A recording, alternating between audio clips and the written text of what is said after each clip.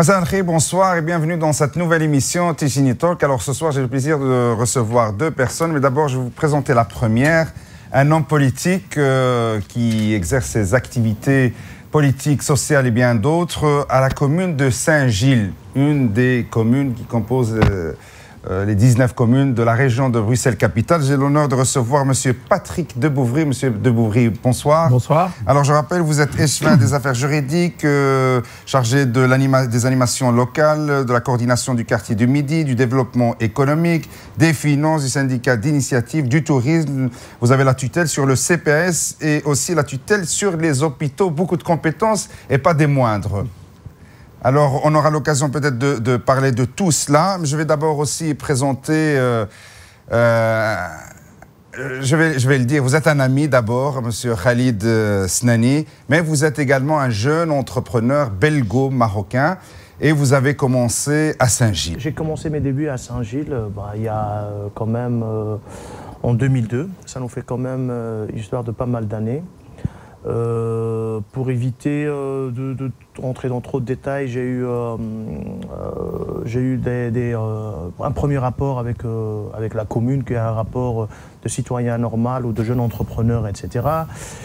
Et puis j'ai eu d'autres rapports un peu plus pointus et j'étais dirigé vers Monsieur Debouvry, qui est présent avec nous. Et c'est comme ça que vous avez fait connaissance avec lui. Oui. Et on va parler de cette expérience. Alors oui. Là, ici, vous êtes présent avec nous pour témoigner peut-être de comment la commune soutient ces jeunes entrepreneurs qui veulent s'en sortir, qui veulent développer leur activité économique. Et puisque nous avons M. Debouvry, ce serait intéressant de voir comment M. Debouvry également peut aussi apporter son soutien, parfois tout à fait normal, mais parfois c'est une porte d'entrée à développer des relations plus humaines et peut-être c'est un peu la spécificité de cette commune de Saint-Gilles. Je vais commencer d'abord par vous demander de vous présenter. Hein, on connaît vos compétences scabinales, M. Debouvry, mais peut-être pour nos téléspectateurs, ils veulent bien savoir comment ou pourquoi un homme comme vous a décidé un jour peut-être de faire de la politique et de devenir un homme incontournable de la commune de Saint-Gilles. Alors, quels étaient vos débuts, hein, M. Debouvry? Je vous ramène un peu loin, hein, derrière. Oh, bon. Les débuts, d'abord, ce sont des débuts de proximité et des débuts familiaux aussi, puisque ma famille, je suis la 4e génération de Saint-Gillois dans la famille, donc il y a des racines. Il y a encore une enseigne qui est celle de mon arrière-grand-père, la brasserie Verscure, à Noparville. Donc, le brasseur était mon arrière-grand-père. Je ne l'ai évidemment pas connu, mais mon grand-père avait une petite entreprise, rue Théodore Verhagen, une maison où j'ai vécu de longues années. Et puis mon père a été mandataire politique aussi à Saint-Gilles avant moi. Donc, vous voyez, il y a une tradition familiale et puis un ancrage saint-gillois depuis pas mal d'années. Et alors, vous êtes échevin de la commune, vous êtes dans la majorité qui est quand même connue, hein, cette commune, comme étant celle dirigée par Charles Piquet, hein, l'ex-ministre-président de la région de Bruxelles-Capitale.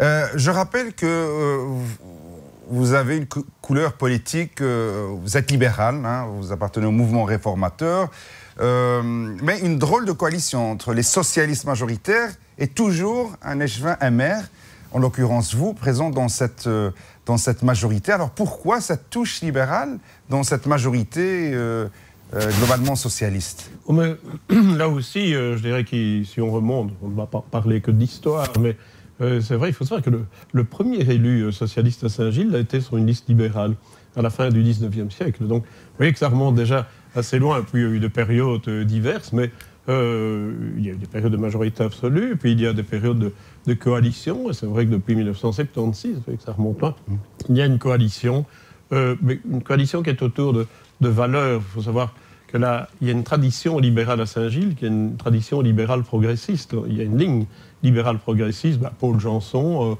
suffrage universel, enseignement gratuit pour tous, obligatoire pour tous, etc. Des gens comme Émile Ferron, des gens comme Victor de Lavelay, hein, qui est l'inventeur du signe V de la victoire à Radio Londres, qui était conseiller communal à Saint-Gilles. Toutes ces personnalités, Maurice Van Meen, on peut en citer beaucoup d'autres, toutes ces personnalités étaient saint-gilloises, mais on s'inscrit dans cette tradition-là.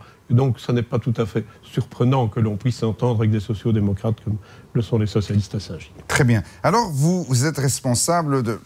Si on doit peut-être répartir un peu vos compétences en matière, on peut dire que vous avez aussi un pôle économique très important, un pôle qui s'intéresse au développement économique de la commune de Saint-Gilles, ou une bonne partie. Peut-être à travers vos compétences et votre expérience, qu'est-ce que la commune, de manière générale, pour ne pas parler que de M. de Bouvry, mais vous en faites partie de cette majorité, qu'est-ce que la commune fait pour soutenir cette diversité économique et cette expansion économique?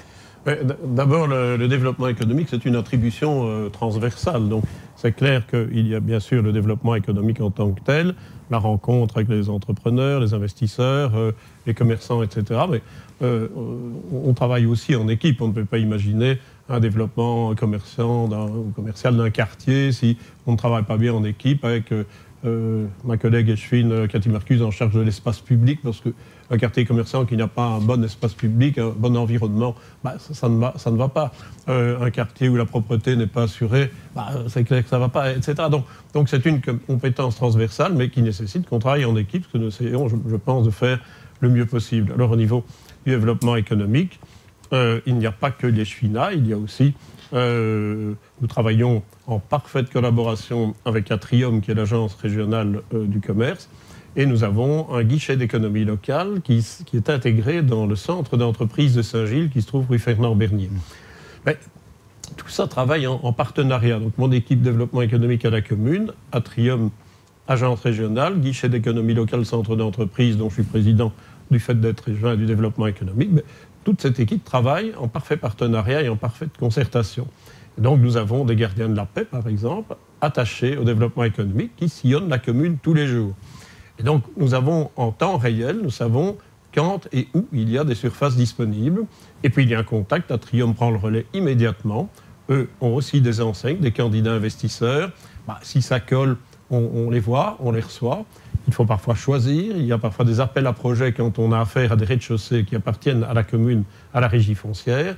Et puis, si ça fonctionne, eh bien, le candidat est envoyé au guichet d'économie locale, dans la plupart des cas, où eux s'occupent alors du plan d'affaires, s'occupent de rechercher les subsides potentiels auprès des organismes régionaux ou autres.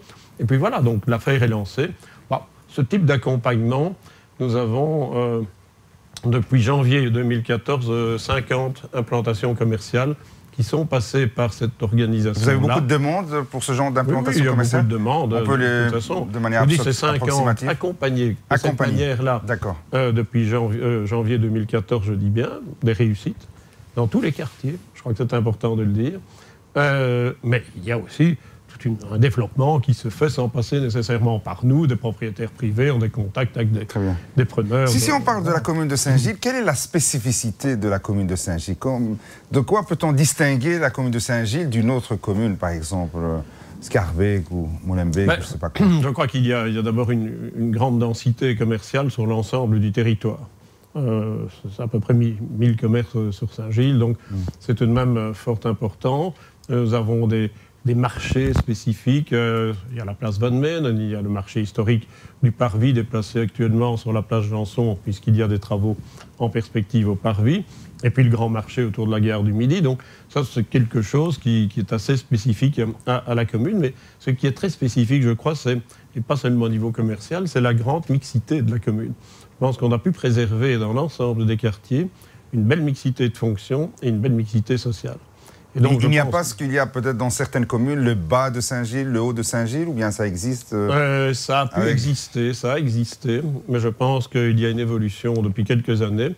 Mais c'est une volonté politique aussi. Il y a eu beaucoup d'acquisitions immobilières dans le bas de la commune. À l'époque, nous avons la deuxième régie foncière de Belgique à Saint-Gilles, il faut le savoir. Donc c'est 1000 logements régie foncière. Je l'apprends. C'est la deuxième régie foncière de Belgique. Oui, tout à fait. Pas uniquement de Bruxelles. On a pu assurer, c'était une volonté politique depuis quelques décennies, avec le bourgmestre, ça a été une volonté d'assurer cette mixité sociale dans les quartiers. Et donc il fallait, bien entendu, une réponse aussi en termes de commerce. Donc il y a une grande diversité, une grande mixité. Et puis, il y a toute une série de mesures ponctuelles qui ont été prises pour valoriser. Je prends un exemple, l'avenue Volders, par exemple. On avait là un très beau bâti qui date du début du XXe siècle, qui est un peu laissé à l'abandon. Il y avait des grillages, il y avait des panneaux qui camouflaient de très beaux châssis d'origine qu'on a remis en valeur, et ça a induit un développement commercial tout à fait spécifique à cette rue-là. Et il y a aujourd'hui dans tous les quartiers, regardez les derniers développements rue de Mérode, il va encore y en avoir chaussée de Forêt, il va y en avoir avec le développement de la gare du Midi qui s'annonce. On va parler de ces développements futurs et qui auront des incidences directes sur les investissements sur les habitants. Donc, on requalifie véritablement le tissu commercial et on essaie de répondre le mieux possible. On va parler peut-être avec des exemples concrets. Vous venez d'évoquer la gare de Midi, les marchés, etc. Ce sont des questions qui intéressent bien sûr nos téléspectateurs. Je me tourne vers M. Khalid Snani, jeune entrepreneur qui a fait ses débuts à Saint-Gilles. Pourquoi vous avez choisi Saint-Gilles et pas, je ne sais pas, une autre commune qui connaît une grande densité aussi de communautés d'origine marocaine, comme Molenbeek par exemple, ou Anderlecht? Pourquoi Saint-Gilles? Ok, avant de parler d'abord de Saint-Gilles, on va d'abord parler de l'arrivée en Belgique, parce qu'on ne sait jamais où on va atterrir dans un pays qui n'est pas le nôtre. Alors moi je suis originaire, je suis natif du Maroc, et de Casablanca plus précisément. J'atterris dans la commune de Saint-Gilles au hasard, pour ne pas dire que voilà, j'ai choisi ou j'ai fait des études préalables pour savoir quelle est la meilleure commune qui va me plaire, où là je vais être très bien reçu. Et comme vous le savez, quand on est jeune entrepreneur et quand on vient d'un autre pays, on cherche toujours l'information, on cherche le conseil, on cherche quelqu'un qui va nous aider, exactement, plus exactement. Maintenant, après l'arrivée du Maroc, bien sûr, je me suis domicilié... Vous êtes arrivé en quelle date? En 98. Très bien. 98. Et je me suis domicilié à Saint-Gilles. D'abord, j'ai habité Saint-Gilles. Autant que personne physique, autant que privé, j'ai habité cette commune. J'ai commencé à découvrir cette commune sans jamais me dire qu'un jour, je vais entreprendre une activité plus durable. Et donc, le premier contact, c'est souvent avec l'administration communale? Exactement. Le premier contact toujours se passe comme n'importe quel étranger qui atterrit sur le sol belge. C'est toujours au niveau de la commune. Ça veut dire déjà aller chercher ses papiers de résidence, etc. Et comment ça se passait à l'époque? On peut dire que c'était la belle époque, comparé à maintenant, on peut dire sans rentrer dans les détails? On peut dire que chaque époque, elle a ses bons et ses mauvais côtés. Maintenant, peut-être pour vous, monsieur Tigny, c'était la belle époque. Non, mais par rapport à Saint-Gilles, en 98, comparé à 2017, bientôt 2018. Saint-Gilles 2002, on va dire, au Saint-Gilles 2000, Saint-Gilles 2017, moi, je pense que ça, c'est en plein développement. C'est en flèche droite vers le haut. Parce que, allez, j'ai fait tout mon parcours à Saint-Gilles.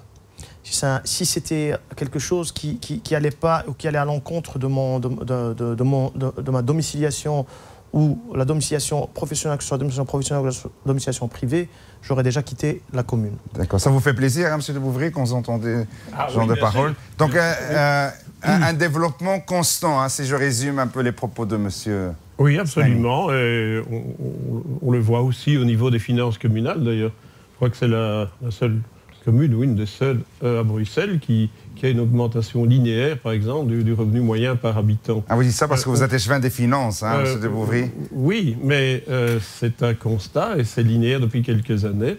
On vient de très bas. Il ne faut jamais oublier que Saint-Gilles a été une des communes les plus pauvres du royaume.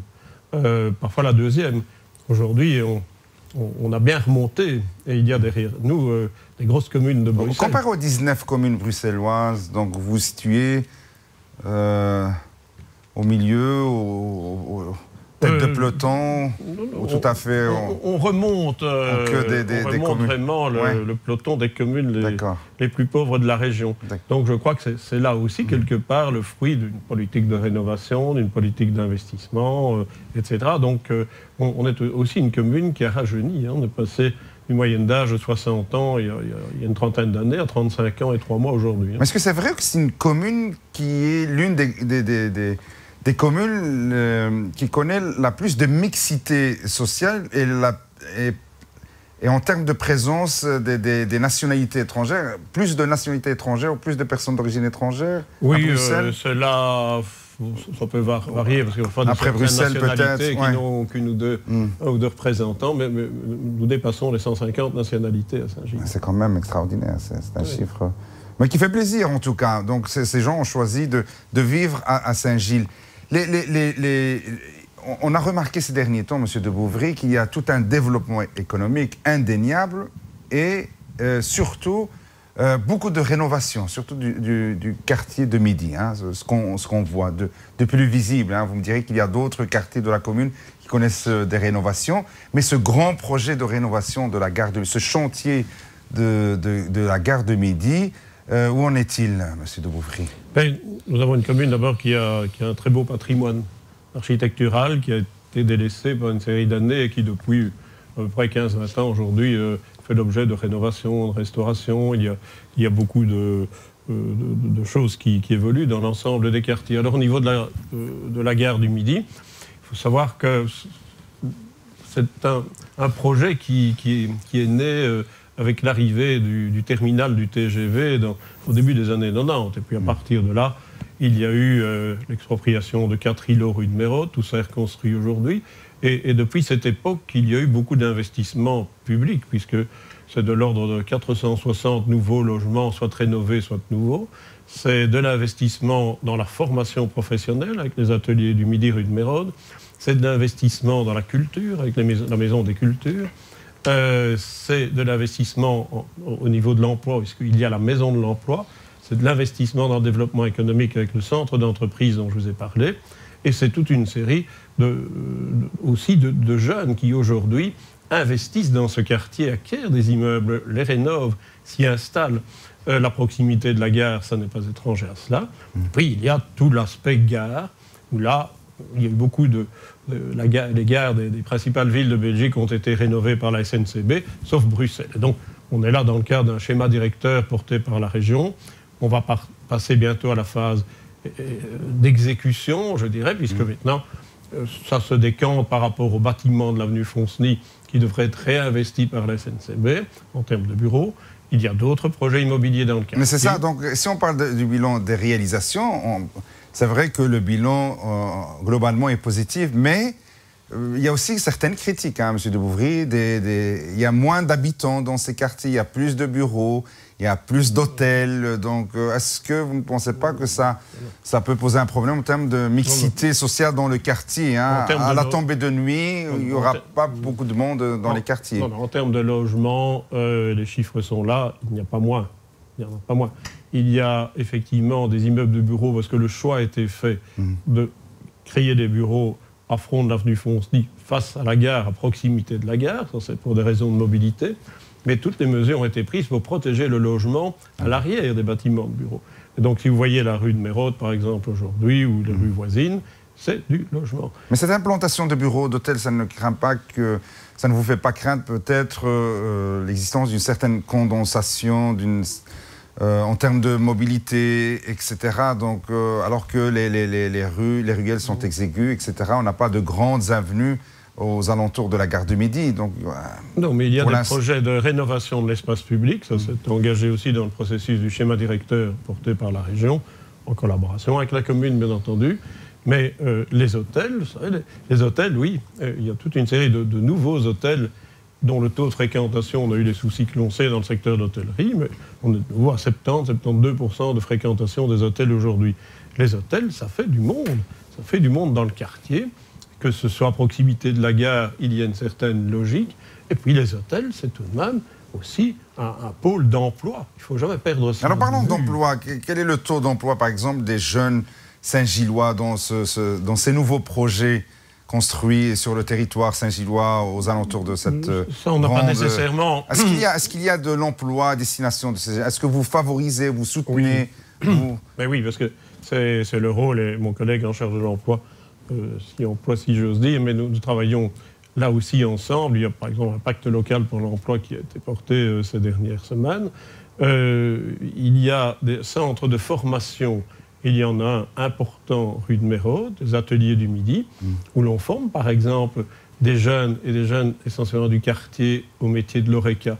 Parce que l'ORECA, l'hôtellerie, la restauration, c'est vraiment un pôle pour des jeunes sous-qualifiés. Et c'est là qu'il faut travailler, puisque ce sont aussi des quartiers, mais ça l'est de moins en moins, avec un taux élevé de chômage de jeunes de moins de 25 ans.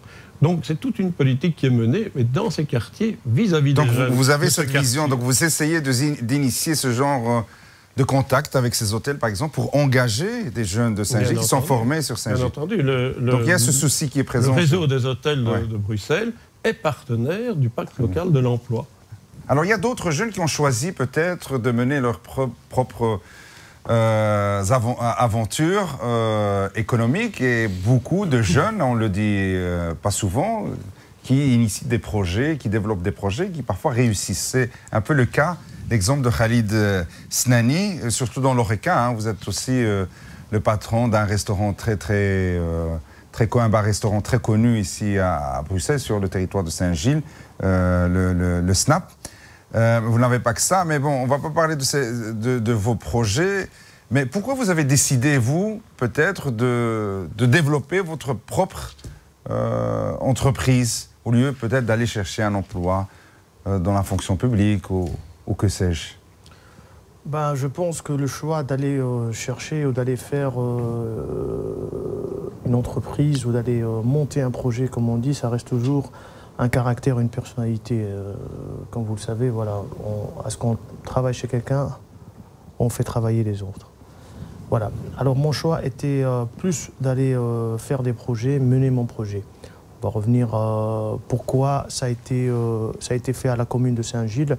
Parce que vu mon expérience déjà autant que citoyen, autant qu'habitant de Saint-Gilles, j'ai vu que c'était quand même, il y avait des facilités, il y avait quand même on donnait beaucoup d'intérêt, surtout aux étrangers, parce qu'à l'époque, je n'étais pas non plus, j'étais pas encore belge, et j'étais marocain, j'étais résident juste en Belgique pour une période déterminée.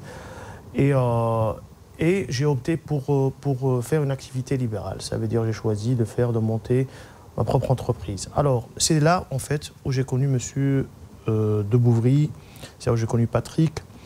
Alors, on m'a conseillé d'aller voir monsieur Patrick, on m'a conseillé d'aller voir les projets qui manquaient à Saint-Gilles, on m'a conseillé d'aller demander plus d'informations et vraiment m'orienter vers... Donc à l'époque, M. de Bouvry, vous étiez échevin que vous avez connu ou... Oui, d'accord. Et donc vous avez aussi comme fonction de recevoir des jeunes qui venaient s'informer chez vous? Ah, mais ça, j'en reçois beaucoup par semaine et toutes les semaines.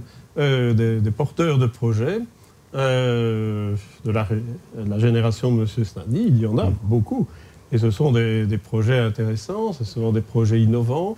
Et donc notre rôle est de faire en sorte qu'il y ait enfin cette mixité dont je parlais tout à l'heure, mais qu'on puisse offrir des projets de qualité, qu'on ait un bon mix commercial, très bien. Un bon mix de développement. On va parler des initiatives et des outils de soutien à ce genre de projet. Mais on va terminer peut-être avec cette expérience de M. Snani. Donc vous êtes allé rencontrer M. Léchevin. J'étais rencontré M. Léchevin qui était très accueillant, bien sûr, et c'était rentrer dans une telle commune comme ça, être reçu quand même par une personnalité telle que M. de Bouvry. Ça m'a un peu mis en confiance en disant, bon voilà, je suis quand même intéressant pour ces gens-là. Alors que M. de Bouvry ne savait même pas pourquoi j'étais là, parce que c'est moi qui demandais l'information, lui, il était juste donneur d'informations et de renseignements. Alors, ça a été mon premier contact, mon premier rapport avec la commune, avec le Léchevinat, si on veut parler de terme communal. Et là, j'ai demandé des conseils, des orientations, etc., etc. Là, le suivi, il était exceptionnel parce que c'est du début du projet, que ce soit un début administratif, que ce soit en conseil, que ce soit en accompagnement, même sur le terrain, ça veut dire des visites physiques faites sur le terrain, etc., jusqu'aux petits détails. Donc vous avez eu le soutien que vous cherchiez? Absolu. D'accord. Ça vous réjouit, hein, M. de Bouvry, d'entendre ce genre de témoignage? Oui, ça fait plaisir parce qu'on a essayé de développer justement... Donc vous voyez un peu le fruit de votre politique qui se concrétise à travers des projets concrets. S'il y a des fruits, c'est parce qu'il y a un travail d'équipe. Ça ne peut fonctionner que s'il y a à la fois des projets, des porteurs de projets enthousiastes, comme c'est le cas de M. Snani, qui rencontrent une équipe qui est tout aussi enthousiaste, qui est cette équipe dont je vous ai parlé tout à l'heure, Léchevinat, le guichet d'économie locale, Atrium. Ce sont tous des jeunes qui s'entendent fort bien, travaillent bien entre eux au quotidien. Et donc, il y a une bonne circulation de l'information et ils essaient de travailler vraiment en temps réel. Ils sont sur le tout le temps. Pardon, pour revenir à l'expérience de M. Snani, c'est maintenant un jeune qui nous écoute, hein, quelle que soit son origine ou que sais-je, et qui décide, qui se pose la question, pourquoi pas moi? Pourquoi pas ne pas développer une activité économique, ouvrir un commerce, un magasin, un restaurant, je ne sais pas. Quels sont peut-être les premiers conseils que vous voulez lui demander? De venir vous voir aussi, comme a fait M. Snani, ou bien il y a maintenant des guichets? Parce que j'imagine que les choses se sont développées depuis 1998. Il sera toujours le bienvenu à l'hôtel de ville, donc soyons clairs, mais c'est clair aussi qu'il sera directement orienté vers nos relais chez Atrium, vers le guichet d'économie locale, où on a vraiment une équipe très qualifiée aussi. 98 peut-être Atrium? Non. Atrium, on était dans le cadre des contrats de noyaux commerciaux à l'époque, c'était pas tout à fait la même chose. Et l'agence régionale du commerce n'était pas encore née.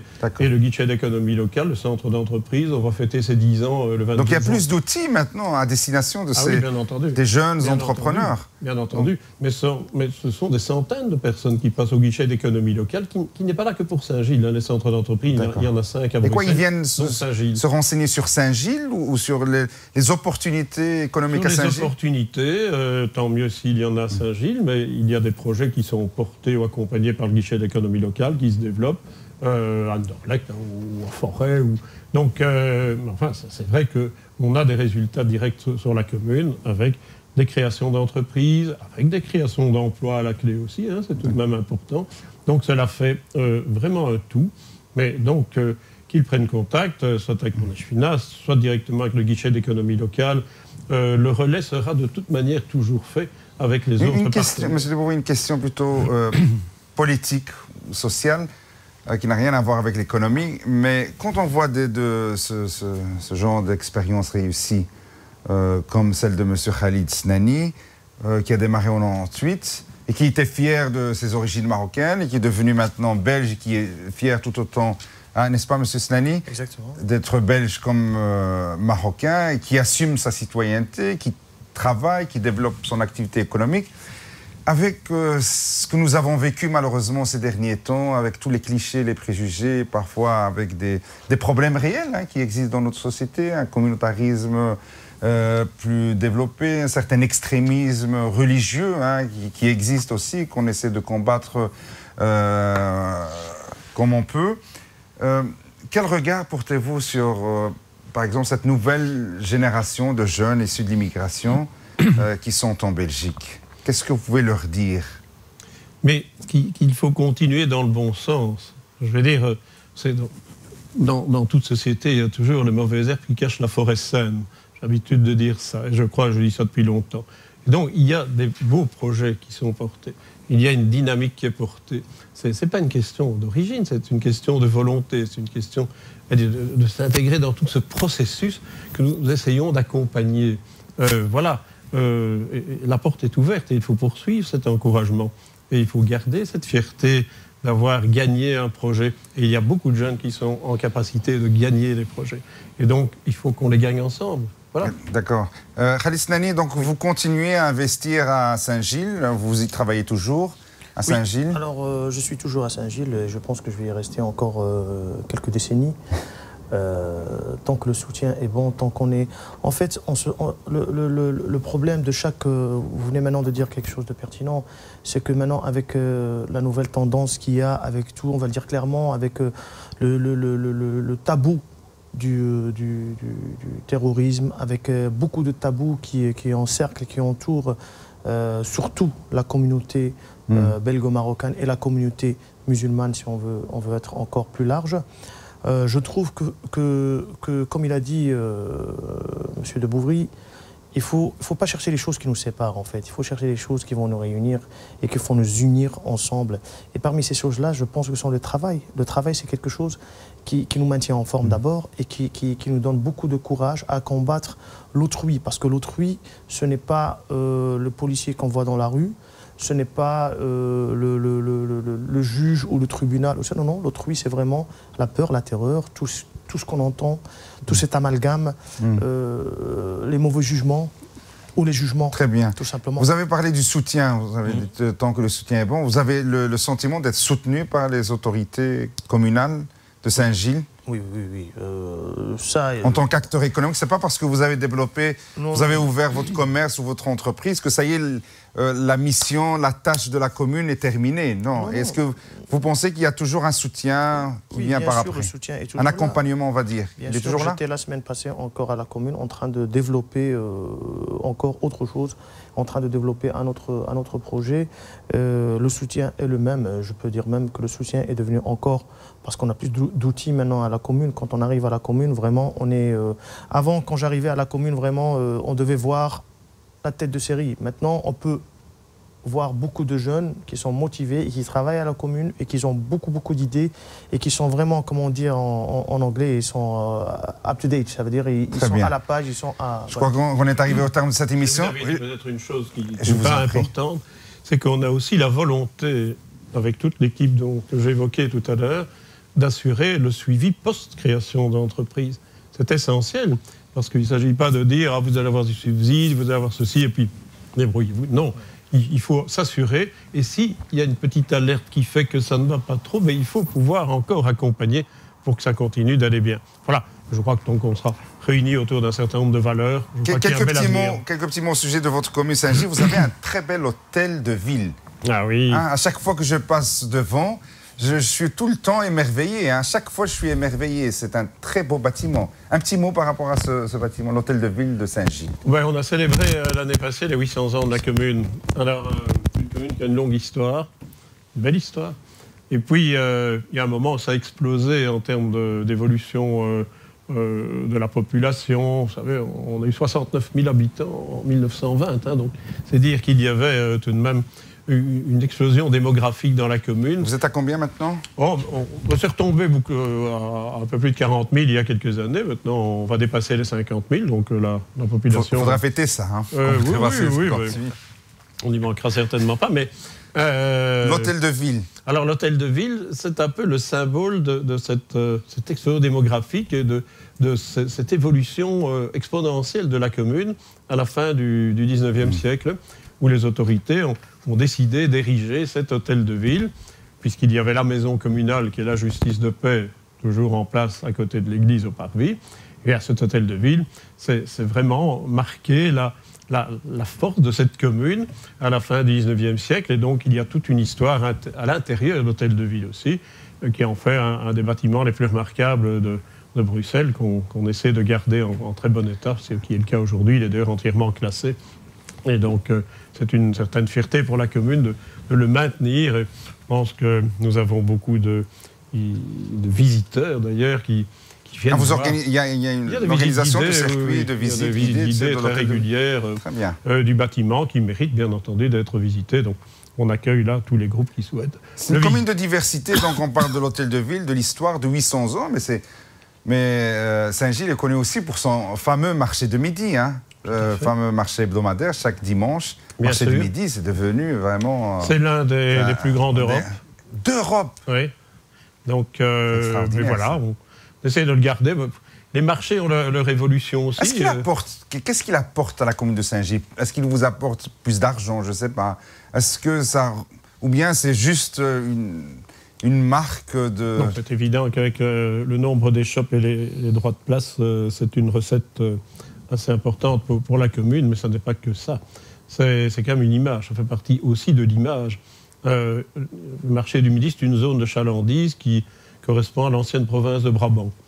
Donc ça fait beaucoup de monde, il y a beaucoup de gens qui viennent en train. Il y a combien de personnes qu'accueille ce marché de Midi, par exemple? C'est variable, les comptages... Quelques milliers de personnes chaque dimanche. Oui, ça peut atteindre 25, 30 000, c'est 30 000 chaque dimanche. Par beau temps, oui, certainement. Un peu moins en hiver, mais c'est un marché qui a des spécificités, comme les fleurs et plantes, par exemple.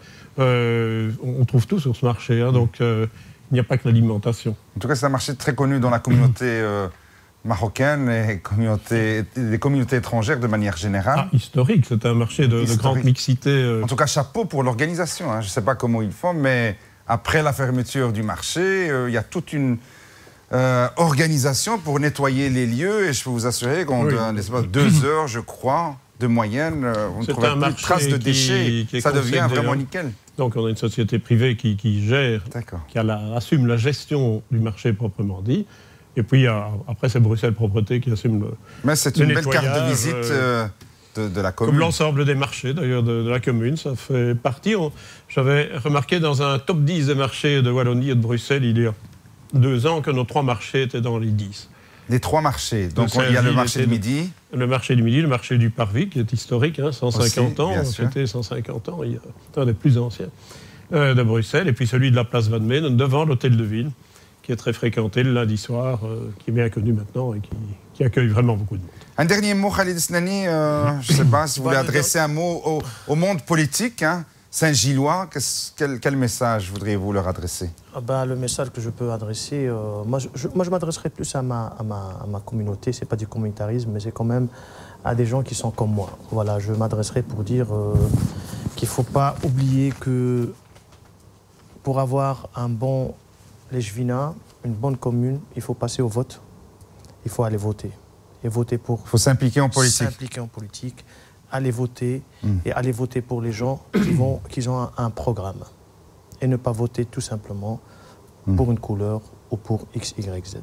Et je voulais aussi remercier la chaîne Maghreb TV. Avec plaisir, on est là pour recevoir et valoriser des... Vous ne pensez pas que malheureusement ces derniers temps, on ne valorise pas assez les expériences positives, on ne parle que de ce qui est négatif, ça déprime parfois, non, monsieur de Bouvry? Oui, que fait la commune peut-être pour valoriser ce genre de modèles qui réussissent? Parlons de votre commune. Est-ce que vous faites des initiatives pour de temps en temps? Oui, il y a un site, même dans les journal écoles communal, dans les écoles, etc. Il y a beaucoup de choses, parce qu'on n'a pas parlé évidemment de l'enseignement, où on a vraiment investi sur les dernières années. L'essentiel du budget d'investissement, c'est la petite enfance, ce sont les crèches, c'est la formation, c'est l'enseignement.